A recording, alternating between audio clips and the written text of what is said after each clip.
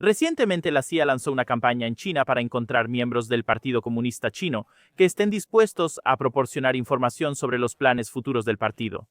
Para enfrentar esta amenaza, el Partido Comunista Chino lanzó un programa para que agentes de la CIA se vuelvan contra Estados Unidos.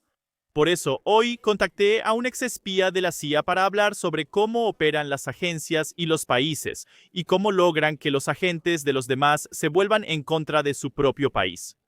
Escuchemos, fue una conversación muy reveladora. Bienvenidos de nuevo. Hoy me acompaña Andrés Bustamante.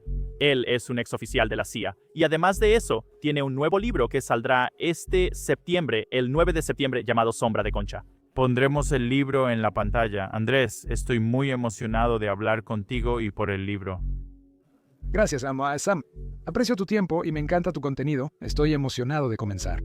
Perfecto. Así que, al menos desde mi punto de vista, el libro principal, lo principal del libro parece ser. El mensaje principal es que el espionaje no es un juego individual, sino de equipo. ¿Podrías ampliar sobre eso? Sí, tienes toda la razón. Uno de los grandes malentendidos sobre el espionaje viene de Hollywood y los medios de comunicación convencionales. Eso hace que la gente piense que el espionaje es cosa de una sola persona contra el mundo, como un superhéroe, donde tienes que ser James Bond o Jason Bourne para salir ahí y espiar. ¿Cuándo? En realidad, los espías se parecen mucho más a la gente común que a celebridades de primera categoría. Tienen un poco de sobrepeso, son un poco, ya sabes, ansiosos, se queman con el sol si se exponen mucho, no son tiradores perfectos. Los espías de la vida real son mucho más interesantes porque son personas muy reales y de la vida cotidiana. Eso es lo que quise transmitir en mis memorias, explicar una operación de espionaje real desde la perspectiva de personas reales. Sé que muchos no entienden esto, pero ¿la CIA no quería que se supiera? Porque sé que has hablado mucho de esto, donde tuviste muchos dolores de cabeza, no sé si los llamarías dolores de cabeza, pero muchos problemas con la CIA. Al hablar de este libro y lo que mencionas en él... Absolutamente. De hecho, terminé este manuscrito en 2021 y luego pasé 3 años tratando de que la CIA aprobara la publicación del libro. En 2022, la CIA dijo que todo el libro, de portada a contraportada en su totalidad, debía considerarse un documento clasificado que nunca vería la luz del día y nunca sería publicado. Después de 2 años y medio de discusiones, debates y, finalmente, de amenazar a la CIA con una demanda basada en la primera enmienda. Finalmente aceptaron que el libro es legalmente publicable y que teníamos el derecho de publicarlo y compartirlo con el mundo. Regresando al equipo que mencionaste, en el fútbol americano hay varias posiciones como mariscal de campo, corredor y linieros ofensivos. Quizá podrías hablar sobre cómo es un equipo de espionaje, o tal vez depende de lo que estés haciendo. Sí, es una gran comparación, porque un equipo de fútbol americano y uno de espías no son tan distintos. Sí, tienes a un principal, lo que se conoce como un recolector principal, que sale al campo para reunirse con objetivos humanos y recolectar secretos. Ese es tu recolector principal. Detrás del recolector principal está el planificador de misiones, conocido como oficial de operaciones, quien hace posible su trabajo. Y luego, justo a su lado, tienes a un seleccionador de objetivos de un lado y a un analista del otro lado. Después, al avanzar en la línea, hay lingüistas, personas disfrazadas, logísticos, personal de finanzas, intérpretes y traductores. Y el equipo es bastante grande, y nadie realmente se da cuenta de que todos tienen que trabajar juntos para llegar al punto en que el recolector principal siquiera pueda ir al extranjero con un alias y disfrazado para acercarse a cierto individuo. Perfecto. Y volviendo al libro, el enfoque principal es que hay un infiltrado en la CIA, lo cual da miedo escuchar, al menos para mí. Y luego te envían a un país extranjero que no puedes nombrar. Puedo adivinar aquí, no puedes confirmar ni negar. Exactamente. Puedes adivinar todo lo que quieras, pero yo no puedo. Tengo hijos. Vas a un país extranjero que no es amigo. ¿Falcón? ¿Y luego? Mi pregunta era, ¿este Topos era un oficial de la CIA que se volteó? ¿Qué hace que la gente se voltee? Especialmente en la CIA, y estoy seguro de que, como alguien que ha estado en el campo, has intentado que otras personas se volteen contra su país. ¿Cómo intentas lograr eso? Sí, es una buena pregunta porque no es algo en lo que muchos piensen. Cuando intentas imaginar cómo es convertirse en un traidor contra tu propio país.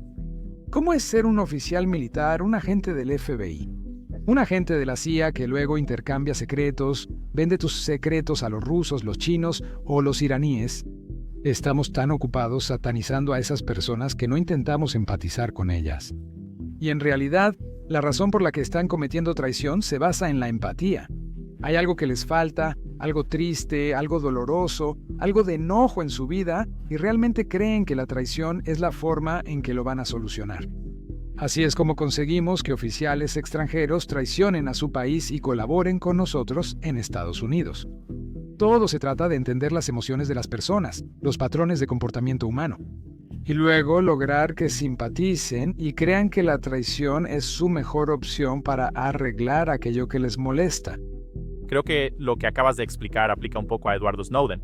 No sé si quieras hablar de él, pero es una figura polémica, sobre todo en Estados Unidos. Porque cuando estaba en la universidad aquí pensé que lo que hizo fue algo bueno, pero mientras fui aprendiendo más sobre el tema al crecer, me di cuenta de que la situación es mucho más complicada de lo que parecía cuando eres joven. Y siento que muchos de mis amigos todavía piensan, lo que hizo fue 100% correcto, debía hacerlo. ¿Tú cómo ves eso? ¿Él se fue a Rusia tras ver que el gobierno de Estados Unidos no lo protegería por lo que hizo? ¿O era alguien ya reclutado? ¿Rusia movía los hilos tras bambalinas? Sí. Y esto es, ya sabes, una gran manera de ver esto es a través del caso de Snowden. Por la razón que sea, Edward Snowden creyó que la mejor manera de arreglar lo que él consideraba un exceso de la Agencia de Seguridad Nacional era básicamente haciendo pública la historia. Aunque firmó acuerdos de confidencialidad y ya fue investigado. Y aunque prometió mantener estas cosas en secreto, eligió hacerlas públicas, no solo públicas, sino que decidió hacerlas públicas en un periódico extranjero. Y luego eligió huir de país en país que era enemigo de Estados Unidos, hasta que finalmente llegó a Rusia, donde obtuvo la ciudadanía rusa. No sé tú, pero de ninguna manera lo creo. ¿Un héroe vendería sus secretos a un periódico extranjero y luego huiría a través de estados enemigos hasta convertirse en ciudadano ruso? Simplemente no parece algo que harías si realmente creyeras que lo que estás haciendo es lo mejor para tu país. En cambio, creo que Snowden tenía algún tipo de frustración, algún problema, alguna vulnerabilidad. Pudo haber sido dinero, pudo haber sido orgullo personal, pudo haber sido ego, pudo haber sido simplemente, ya sabes, frustración profesional. Con su papel como contratista en la Agencia de Seguridad Nacional, la lista es interminable sobre lo que pudo haberlo hecho estallar. Pero al final, él creyó que la traición iba a resolver el problema. Claro, a eso me refiero al decir que cambié de opinión, porque de joven no investigaba, solo escuchaba a otros. Pero una vez que empecé a investigar es como, digamos que hizo todo esto por algún principio en el que cree. No vas a Rusia, donde esos principios no existen. Creo que aprendí esto de ti recientemente al escuchar uno de tus podcasts. Le han otorgado medallas en Rusia, héroes y medallas y esas cosas. Así que simplemente no parece que esté defendiendo los principios que dice estar defendiendo. Exactamente. Si él estuviera ejerciendo valores democráticos, hay docenas de países democráticos que con gusto lo recibirían y lo protegerían, porque creen que Estados Unidos actúa ilegalmente contra los derechos humanos y libertades individuales. Pero él sabía que eso no fue lo que hizo. Sabía que violó muchas leyes y reglas, incluso reglas de caballeros, ¿verdad? Incluso como oficial de inteligencia juramentado. Un colaborador de inteligencia verificado no puedes violar ciertas reglas. Simplemente te hace alguien en quien no se puede confiar de por vida. Y probablemente puso en riesgo a muchas personas conocidas al hacer eso. Sí, exactamente. Estados Unidos nunca sabrá el verdadero alcance del daño de Snowden porque, mientras huía de país en país, siguió entregando secretos. Solo lo conocemos por lo que filtró al periódico The Guardian, ¿verdad? ¿Qué? La recopilación de metadatos contra ciudadanos estadounidenses en virtud de la ley patriota, eso es lo que todos conocemos. Pero el estadounidense promedio no entiende que cada vez que viajaba en avión o cambiaba de país, él estaba pagando su camino con más secretos, estaba entregando más secretos sobre la Agencia de Seguridad Nacional, estaba socavando más operaciones. Y como resultado de eso, la Agencia de Seguridad Nacional tuvo que cancelar operaciones, recrear operaciones, rejuvenecer, reestructurar operaciones. Buscábamos proteger a los estadounidenses, pero Snowden afectaba nuestra seguridad en cada paso. No, sí, ni siquiera lo pensé. Es cierto, especialmente para cosas como intercambiar por ciudadanía y protección en Rusia. Sí, eso tiene sentido. Ahora, otra persona que ha sido muy popular en como conspiraciones de la comunidad de inteligencia es Jeffrey Epstein. Ahora, tú has hablado mucho sobre él, así que no voy a repetir las mismas preguntas que ya has escuchado, pero sí quiero saber tu opinión sobre lo que piensas. ¿Estaba trabajando con alguna agencia? ¿O era un agente de tiempo completo creado por alguna agencia?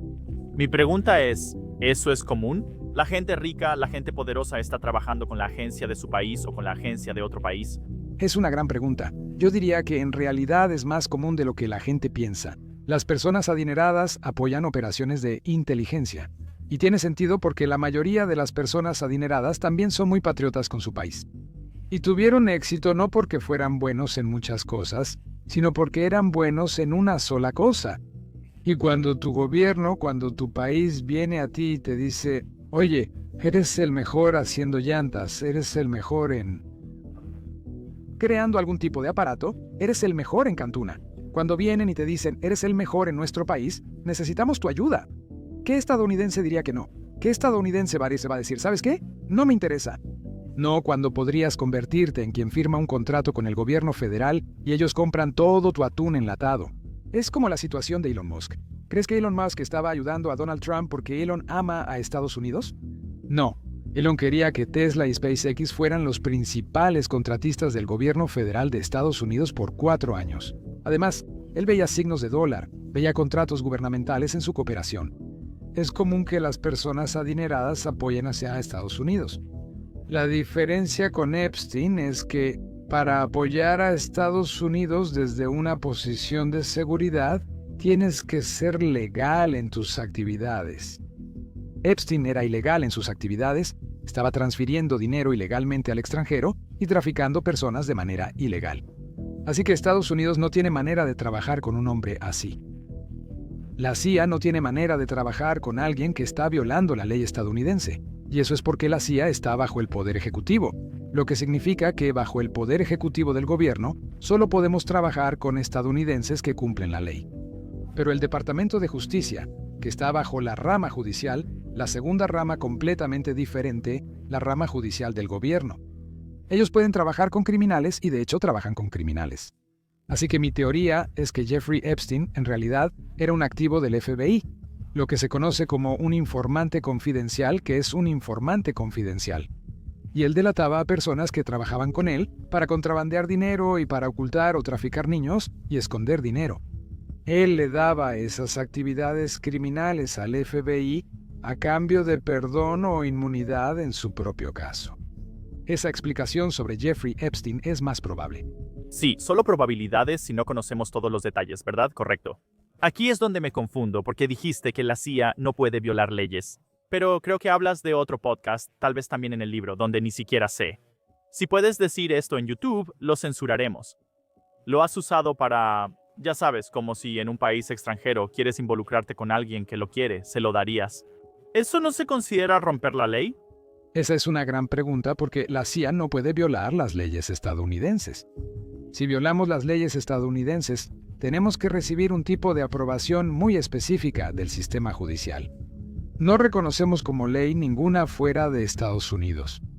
Así que en tu ejemplo sobre Wright, es desagradable, a nadie le gusta. A mí no me gusta. Ojalá no existiera. Sin embargo, si lo piensas bien, prácticamente si hay algún cuaití rico que lo quiere. Y los alemanes acaban de hacer una redada policial donde pudieron capturar un montón de eso que fue hecho por los rumanos, pero lo capturaron en Alemania. No hay razón por la que la CIA no pueda pedirle al Bundesnachrichtendienst alemán que nos dé algo de eso para que podamos usarlo en Kuwait y obtener secretos. Nada de eso afecta a ciudadanos estadounidenses. Nada de eso afecta al dinero estadounidense. Nada de eso afecta a nada estadounidense, excepto a los principios estadounidenses. Y yo diría que eso ya se hizo, ya se capturó y ya es útil. Así que, ¿por qué no usarlo para mantener a los estadounidenses seguros en lugar de simplemente quemarlo en un bote de basura? Algunos tienen problemas con eso, pero creo que es importante. La CIA solo protege a los ciudadanos estadounidenses de amenazas, no les importa nada más. Exactamente. Sí, lo llamamos un nivel de flexibilidad moral. Puedes creer que hay cosas correctas e incorrectas, pero al final del día, lo que crees tiene que prevalecer. En segundo lugar, lo necesario para mantener seguros a los estadounidenses. Perfecto. Y ahora, regresando al libro, este es un libro que escribiste con tu esposa, ¿verdad? Ella está aquí en Jihi y la conociste en la CIA. Creo que no estoy 100% seguro, creo que fue durante el entrenamiento o tal vez durante operaciones, quizá puedas aclarar eso.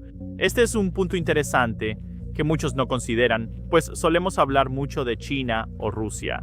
Y recientemente, creo que cuando el presidente Trump asumió el cargo, hubo una nueva ley para todos los trabajadores de la Embajada de Estados Unidos en China que les prohíbe tener cualquier tipo de relación con cualquier persona en China. Supongo que Iki es mujer como cualquier chica china. ¿Podrías comentar sobre eso?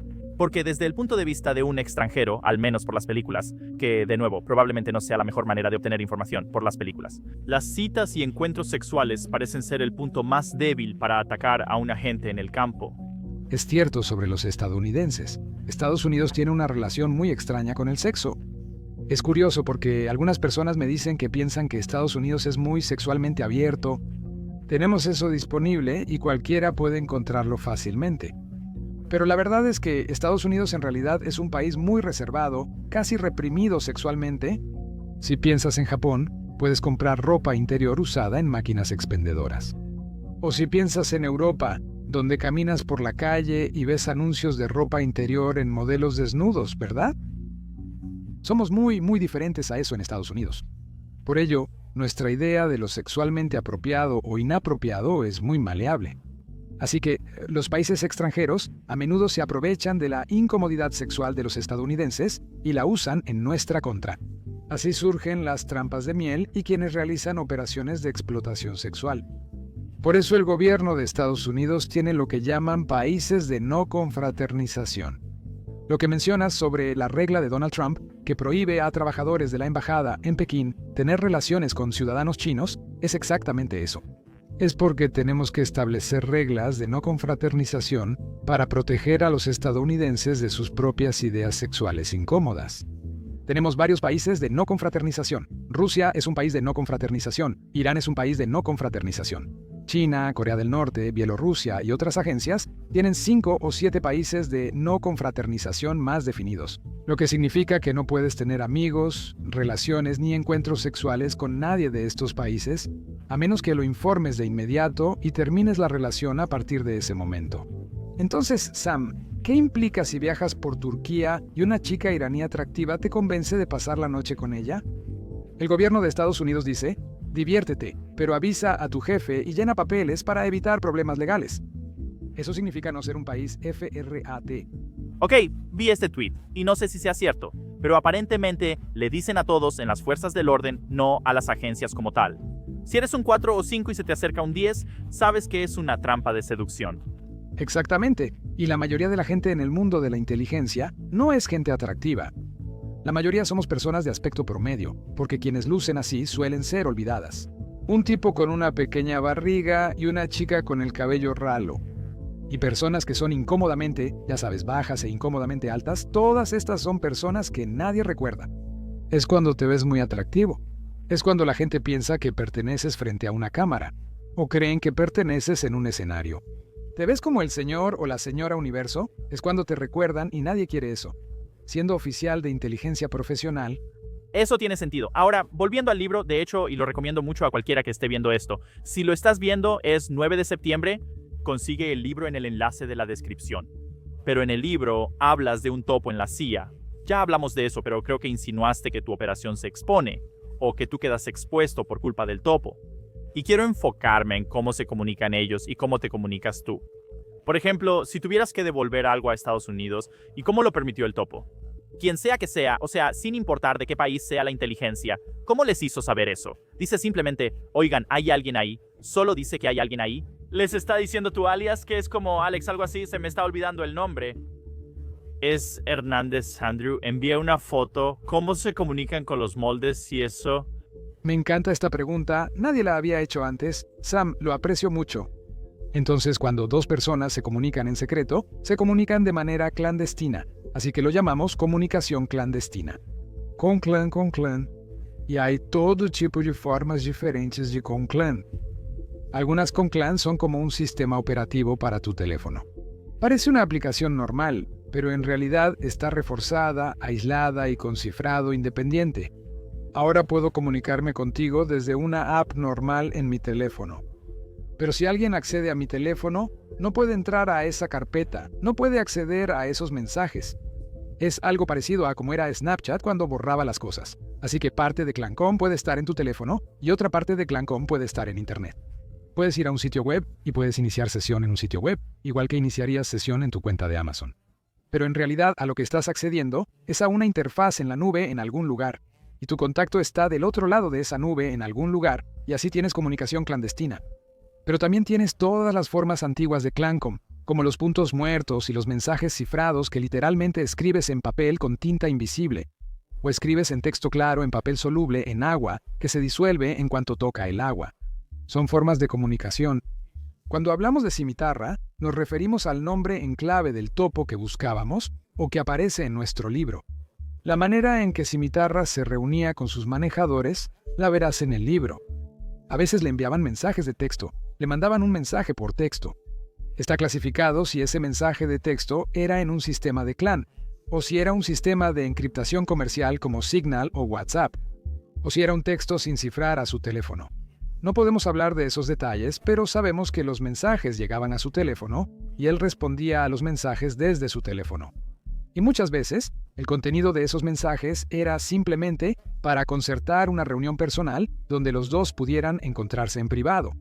Y luego, cuando se reunían en privado, también sabemos que Cimitarra les estaba dando fotos, impresiones, notas escritas, así como información verbal que comprometía a oficiales de inteligencia de Estados Unidos, ubicaciones encubiertas, objetivos operativos y ambiciones.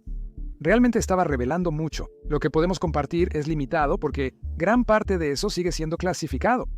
Pero tienes toda la razón al preguntar, ¿cómo funciona la comunicación?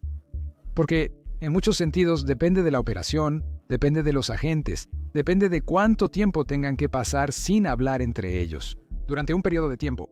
A veces tienes que esperar 3 días, a veces tienes que esperar 3 meses antes de poder enviar un mensaje. Todo eso lleva a un tipo diferente de comunicación clandestina. Eso plantea 2 preguntas. Primero, el topo. ¿Ha visto tu cara? Quizá en la oficina del FBI o la CIA, ¿es común que la mayoría de los agentes de la CIA se conozcan entre sí? ¿O es más bien que la mayoría en realidad no se conocen, no saben que existen, qué están haciendo, ni cómo son sus caras? Sí, es interesante que la mayoría de los oficiales de la CIA no se conocen entre ellos. Quizá conozcas a las 15 o 20 personas con quienes trabajas más cerca. Incluso en la sede de la CIA, no usamos nuestros nombres reales. Nos asignan un nombre que es nuestro nombre administrativo de la CIA, así que dentro de los pasillos de la CIA nos llamamos entre nosotros por un nombre diferente. Y luego, cada vez que escribimos un informe, en realidad lo firmamos con el mismo nombre que usamos administrativamente. Así que incluso cuando estás leyendo sobre algo que hizo un oficial de la CIA, no estás leyendo su nombre real. Y se necesitan varios niveles de autorización administrativa de seguridad antes de que puedas llegar al nombre real de una persona. No ves su rostro muy seguido, si es que lo ves ya que los oficiales de la CIA están en todo el mundo. Pero cuando lees sobre sus actividades, los estás leyendo bajo un nombre completamente diferente. Entonces, ¿cómo fue que Cimitarra pudo comprometer a Alex Hernández cuando yo estaba operando en el extranjero? Tenemos que asumir que lo que él pudo rastrear no fue mi rostro, sino mi nombre. Y si encontró el nombre Alex Hernández, probablemente pudo encontrar el pasaporte y los otros documentos que llamamos de alias. Probablemente pudo encontrar los otros documentos de alias asignados a Alex Hernández y luego entregarlos como datos buscables al servicio de inteligencia Halcón. Tiene sentido. La segunda pregunta, como seguimiento, es que tenías un negocio en Halcón, ¿cierto? Porque supongo no teníamos una embajada o misión. Ahora, ¿estoy equivocado al seguir esta línea de pensamiento? Mientras que, como la mayoría de los manejadores, como el manejador Cimitarra que tenía aquí en Estados Unidos, ellos trabajan desde la embajada o misión, ¿o eso no es preciso? Sí, lo sé. Parece que es muy preciso, porque así es como funcionaban las cosas durante la Guerra Fría. Pero desde el principio del 11 de septiembre, transformamos completamente nuestro proceso operativo. Entonces, ¿estás equivocado al asumir que algunas actividades de inteligencia ocurren desde las embajadas? No realmente. Pero ¿estás equivocado al suponer que casi todo ocurre ahí? Eso sería exagerar. Incluso para otros países, como... Tú. Correcto. O sea, si lo piensas, algunos de los servicios de inteligencia más hostiles que operan en Estados Unidos no lo hacen desde embajadas. Lo hacen desde empresas fantasma. Lo hacen desde estaciones de policía ocultas. Lo hacen desde... Redes de expatriados, Mao, ¿verdad? En cualquier barrio chino, ciudad japonesa pequeña o enclave ruso, debes preocuparte por las operaciones de inteligencia. El libro inicia contigo contando que te siguen, pero ese día ya no lo hacen. Te preguntas, ¿es buena noticia? Como si ya no creyeran que soy espía. Esta es la mala noticia, donde no puedo ver si me están siguiendo o no. ¿Eso es común en la mayoría de los países donde si eres extranjero te están siguiendo? ¿O es algo así como que sospechaban que eras alguien importante? Entonces, para un ciudadano estadounidense que viaja al extranjero, una de las cosas que los estadounidenses suelen olvidar es que somos el país más rico y poderoso del mundo. Así que, cuando un estadounidense llega a un hotel en el extranjero, la gente lo nota, especialmente si eres un estadounidense que llega a un lugar muy pobre. Si llegas a un lugar en África, partes de América Latina o Europa Occidental, lo notan. Cuando llegas y estás bien alimentado, tienes la barba arreglada, llevas un buen reloj y tus zapatos se ven bien. Y llevas, ya sabes, una bolsa de mano Versace y un traje que dice Hugo Boss. La gente nota todos estos símbolos de estatus, especialmente en países donde no hay muchas personas ricas, y como resultado de eso, es común en la mayoría de los países pobres que la gente te siga voluntariamente porque quieren aprender sobre ti. Así pueden vender tu información a la policía o a una organización criminal. La organización criminal o la policía pueden extorsionarte, pedir sobornos, robarte en el hotel o asaltarte en la calle. Pero todo esto es para decir que en realidad es muy común que los ciudadanos estadounidenses estén bajo vigilancia en el extranjero y ni siquiera se den cuenta. De hecho, he tenido varios amigos que han viajado por negocios y luego casi les da pena decir que creen que alguien pudo haberlos estado siguiendo en su hotel. Están tan avergonzados porque no saben cómo comprobarlo, no saben cómo hacer una ruta de detección de vigilancia que lo confirme. Pero saben que había alguien extraño que simplemente seguía apareciendo.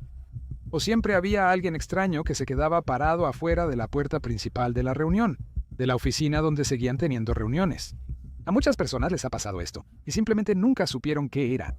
Ahora, creo que tuvimos a un representante de la Cámara o algún podcaster, que recientemente confirmó que fueron a un viaje amistoso a Israel y que alguien revisó su equipaje en el hotel.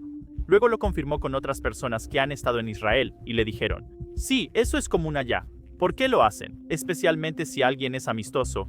Israel no es amistoso. Es importante que la gente sepa que no es un país amistoso para Estados Unidos. Israel entiende que Estados Unidos necesita a Israel por razones geopolíticas, y también entiende que Estados Unidos no es honesto con Israel.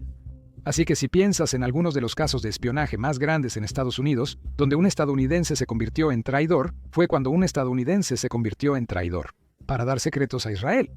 Porque Israel es capaz de aprovechar el judaísmo, Israel es capaz de aprovechar la herencia judía o israelí. Israel puede aprovechar varios lugares y manipular objetivos estadounidenses. Mientras tanto, los objetivos estadounidenses realmente no espían a Israel. No creemos que los enemigos de Israel sean también nuestros enemigos. Israel se enfoca mucho en las 5 o 7 amenazas que intentan borrarlo del mapa, ¿verdad? Israel se enfoca en amenazas extremistas e iraníes, mientras Estados Unidos atiende otros asuntos. Así que no solemos intentar espiar en Israel, y siempre estamos muy conscientes de que Israel siempre intenta espiarnos a nosotros. No solo Estados Unidos miente. ¿No fue Israel quien ocultó su programa nuclear? ¿Entonces Israel también le miente a Estados Unidos?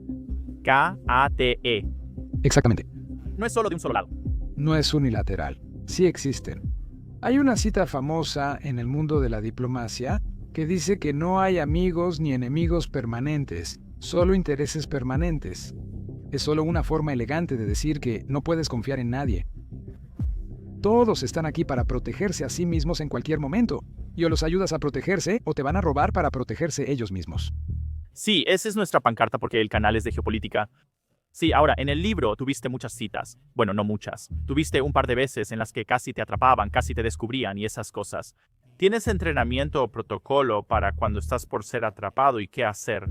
Si te atrapan, ¿se supone que debes, terminarlo? Espero que entiendas a lo que me refiero, ya sabes cómo lo vemos en las películas, donde llevan algo. En el collar es preferible que te atrapen a que te torturen. Cianuro, sí. Sí. Así que las películas, de nuevo, exageran demasiado. Hay ciertos grupos que llevan herramientas para suicidarse, ¿verdad? pero tienes que estar en una circunstancia muy sensible, muy peligrosa para eso. Si lo piensas lógicamente, un solo oficial de la CIA que viaja y trabaja en el extranjero vale alrededor de $25 millones, solo en tiempo de entrenamiento, solo en entrenamiento atrapado. Y luego, la información que traen de regreso es prácticamente invaluable, porque regresan secretos que evitan ataques terroristas. Regresan con secretos que te dan ventaja en la cumbre del G20 y ayudan a frenar el crecimiento de China en Somalia. Los secretos que un oficial de la CIA trae de regreso son muy valiosos. Lo último que deseas es que un oficial nervioso de la CIA muerda por accidente su tableta de cianuro oculta en una muela. Porque acabas de perder $25 millones en inversión y mucho dinero en costos de oportunidad. Esa persona no pudo evitar morderse el labio, por eso no lo usamos. Confiamos en el entrenamiento que nos prepara para cada nivel de captura. Aquí te explico cómo saber si te siguen. En ShadowCell hablamos mucho de esto. Así luce una ruta de detección de vigilancia para saber si te siguen. Así puedes saber si la vigilancia hacia ti es más o menos sofisticada. Recuerda, la vigilancia puede ser un hombre barrigón sudando sentado fuera de tu habitación de hotel. Pero también podría ser un dron que está a 25,000 pies de altura vigilando la señal de tu celular y tú ni siquiera sabes que está ahí. La vigilancia puede tener muchas formas, por eso debes saber identificarla y detectar si te vigilan. ¿Cómo rastrear si está aumentando o disminuyendo? Entonces, por supuesto, también recibimos entrenamiento sobre cómo evadir la captura, cómo resistir la captura, cómo soportar la captura y luego cómo contrainterrogar. Cómo interrogar de una manera que maximice tu resistencia. Cómo escapar cuando estás encarcelado y cómo huir a través del país. Cómo realizar una autoexfiltración o autoescape y cómo prepararse para una exfiltración forzada. Lo que significa, ya sabes, que un equipo Delta Force o un equipo Sea, Air and Land viene y te rescata. Así que sí, un par de preguntas que te llevan a través de esto. Y creo que una de las cosas de las que has hablado antes, te enseñan básicamente a no hablarte negativamente a ti mismo en la CIA, ¿correcto? Lo cual es extremadamente importante más allá del campo. Y siento que probablemente eso sería útil para personas normales como yo. Entonces, quizá puedas compartir qué te enseñaron, cómo evitas eso. Es curioso, esa es exactamente la razón por la que empecé la empresa que tengo, Espía Cotidiano. Por eso escribí Célula Sombra, para que la gente entendiera.